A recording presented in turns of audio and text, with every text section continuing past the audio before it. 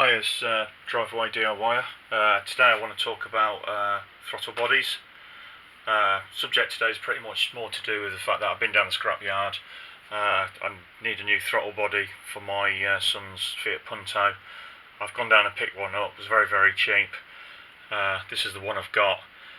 But one of the issues we have is that when we go down to the scrapyard and second-hand places and stuff like that and pick these parts up, is that trying to test them. Some of them are really, really easy to test because you only have like a couple of pins on the connectors and you can hook it up to a 12-volt battery and like fans and things like that, and you can hear the clicks and the motions or whatever. But when you're going towards throttle bodies and stuff, they're pretty much saying, yeah, it works okay, or you're taking it off a car, you don't know what the car's in there for, and you've undone the nuts and bolts and took it off, and say, yeah, there's me 30 quid, and you bring it home, but does it really, really work? You don't really know what the car's in there for in the first place.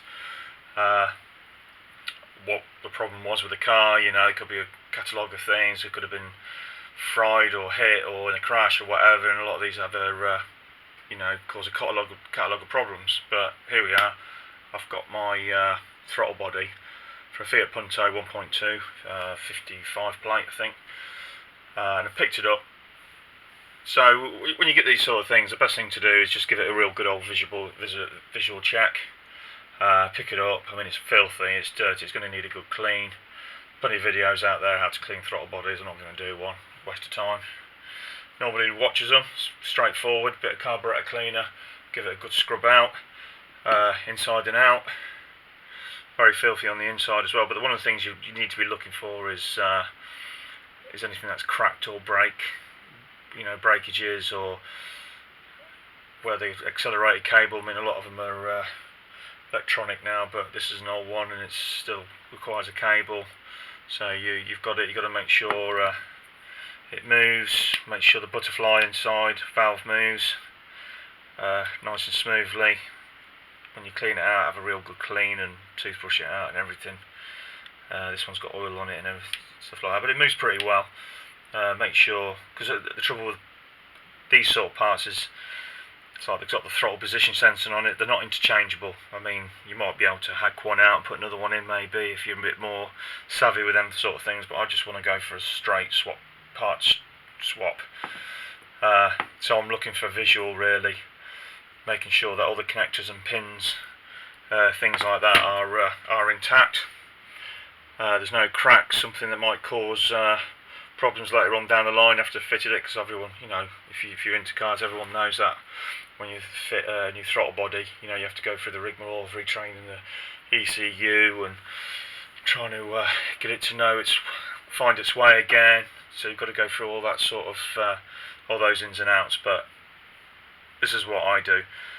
Check it. Get myself a DV digital voltmeter, DVM. And go from there, really. I'm just looking for a couple of easy readings, things like that. I mean, you can take this with you down to the scrapyard and check it there and then. Obviously the proof is in the pudding when it's fitted and it's wired up to the ECU. I mean, some of these connectors have got multi-pins, there's a lot of pins and stuff like that. You're never gonna check it there and then, because for the sake of 30 quid, well, you ain't gonna check it there and then. But when you get it home, before you put it on the car, there's a few things that you might want to look for. I mean, a lot of the reasons why you change some of these things is because they're, some of the sensors have gone on them. Like some of the have burnt out, like their throttle position sensor. That's the word I'm looking for. That might be the problem, but on this one, this is part of the whole throttle body. So you can't really change that one out like you can on some cars. So on this one I've gone for the whole throttle body. So I've got a voltmeter. I'm just going to check for a bit of I've got it set to ohms. I'm going to I'm looking for a bit of resistance. Obviously it might be worth checking your specs and things like that and looking for resistance. I'm looking for changes. There we go, got resistance already up to 2. Checking from pin to pin.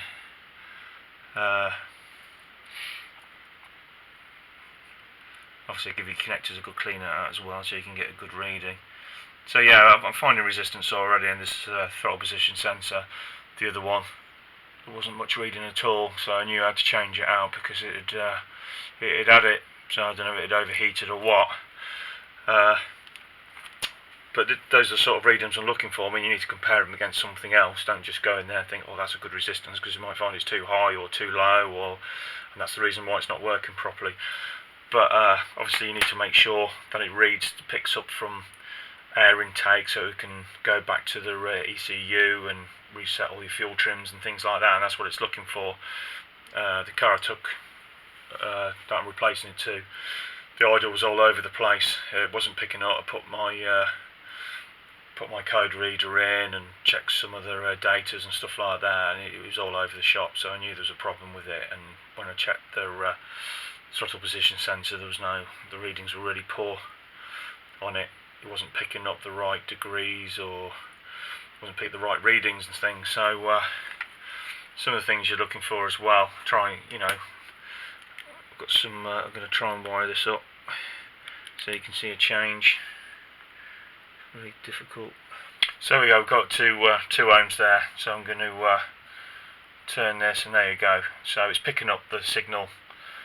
It's improving resistance to send it off to the ECU. So this wasn't happening in the other one. There was absolutely nothing at all. So obviously it overheated or melted inside or whatever. But I can see from that I'm pretty much on the money for it working. I mean, there might be other variables as well. I mean, I'm going to discount other stuff. Might be a problem with the pins, rust and things like that. But as it stands, I'm going to give it a good clean. I know the throttle body position sensor is working. It seems to be working anyway, so there might be other tests you can do on it, but this is me for a starter for 10 before I put it on. Seems to be okay. Check resistance, other resistance of things. You know, there are other throttle bodies out there far more, what's the word I'm looking for? Complicated. Far more complicated than this. But that's a start for 10 anyway. Give it a good clean out. Check your position sensor. Make sure it's sensitive enough to pick up the movement of the valve inside. Give it a really good clean. Check for resistance of other connectors and things like that. But that's pretty much it, really. That's all I've got to say on the matter. Thanks for watching. I'm Driveway DIY. If you've got anything to add to this, great. I'm always learning, always looking for other stuff.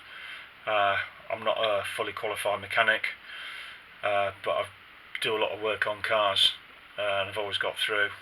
You know, I know my limits, but I'm always learning as well. I know what I can do, and I want to learn other stuff as well. But this is something that I think's worth knowing when you're picking this sort of stuff up, especially for some of these younger drivers who want to try and get into fixing their own cars.